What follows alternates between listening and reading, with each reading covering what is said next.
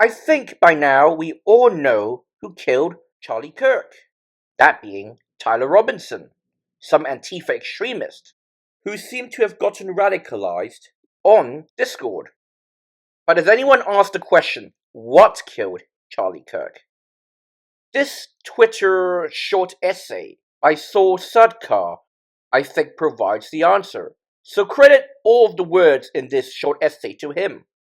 However, I decided to make a video essay version, as I think his message is 100% on the mark. And while this message is America-centric, I think it applies to every freedom-loving Western nation and any country that is part of the free world.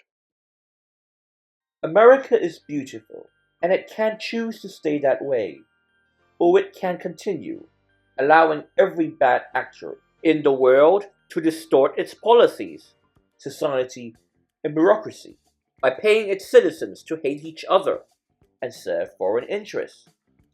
America must identify the enemy, understand how they have been fighting, and fight back, whatever it takes. They must disarm them. Why is it that the far left and the far right are both funded, amplified, and celebrated by America's enemies, even though those enemies have nothing in common with their beneficiaries? Why does China fund trans extremists? Why does Qatar fund far-right Christian nationalists and far-left universities whose views are utterly opposed to its own? Because chaos itself is the goal. They cannot defeat the West on the battlefield, but maybe they can trigger Civil War 2.0.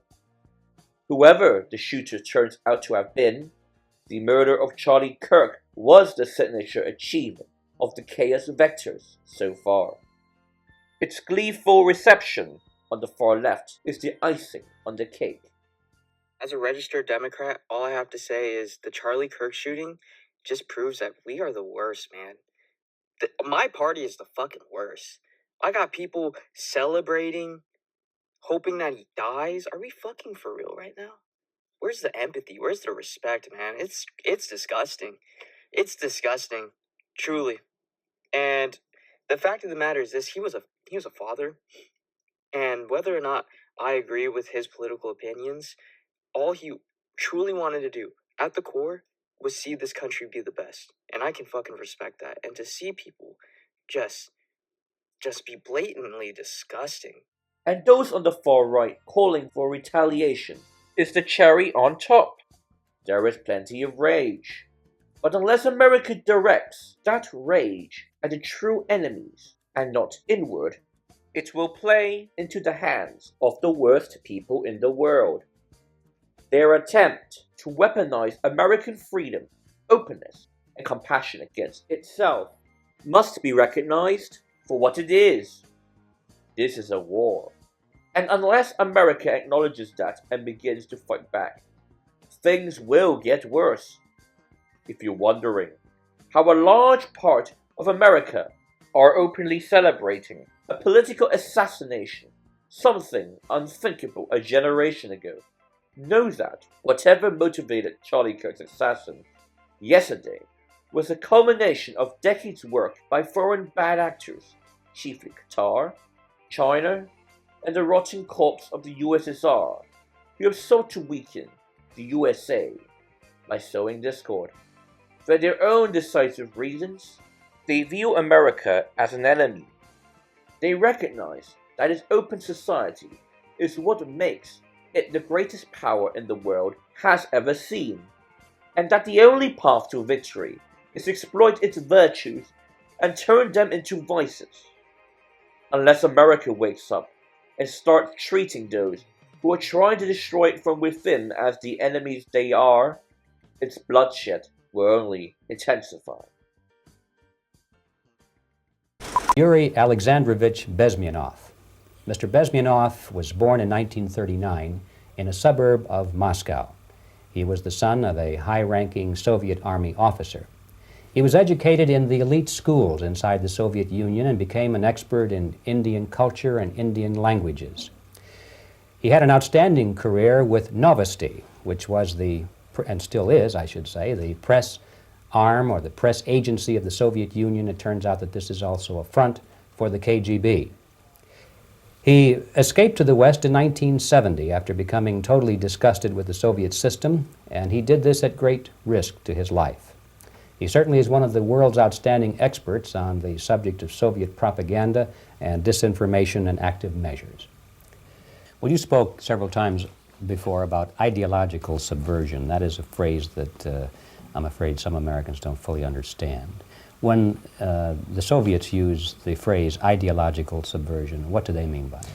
Ideological subversion is the slow process which we call either ideological subversion or active measures, активные мероприятия in the language of the KGB, or psychological warfare. What it basically means is to change the perception of reality of every American to such an extent that despite of the abundance of information, no one is able to come to sensible conclusions in the interests of defending themselves, their families, their community, and their country. It's a great brainwashing process which goes very slow, and it's divided in four basic stages. The first one being demoralization. It takes from 15 to 20 years to demoralize a nation. Why that many years?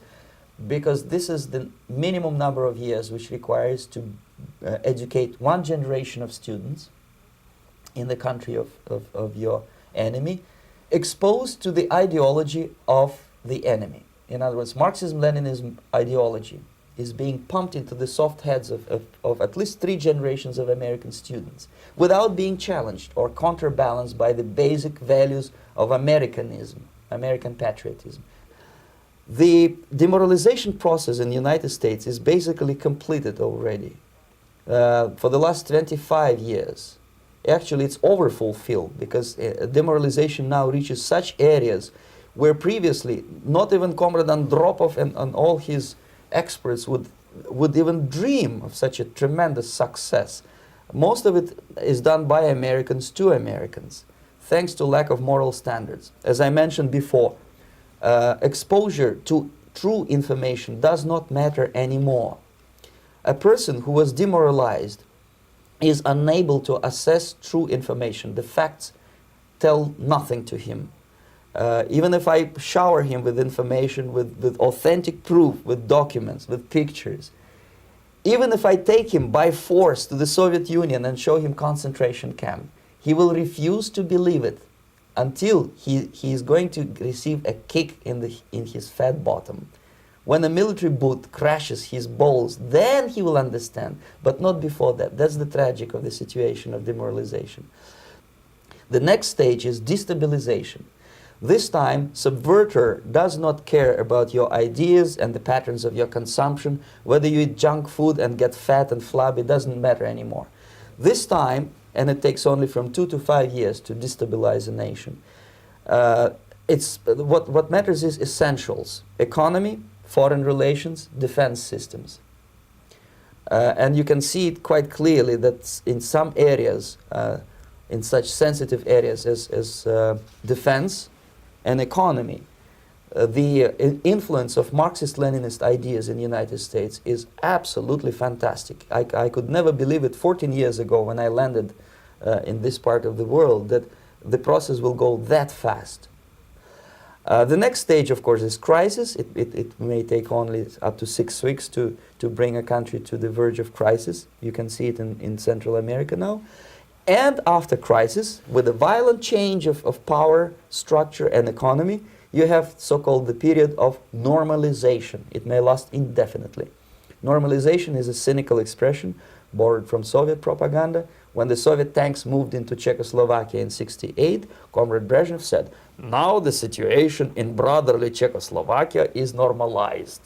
This is what will happen in the United States if you allow all these schmucks to bring the country to crisis, to promise people all kind of goodies and the paradise on earth, to destabilize your economy, to eliminate the principle of free market competition, and to put a big brother government in Washington, D.C., with benevolent dictators like Walter Mondale, who will promise lots of things, never mind whether the promises are fulfillable or not.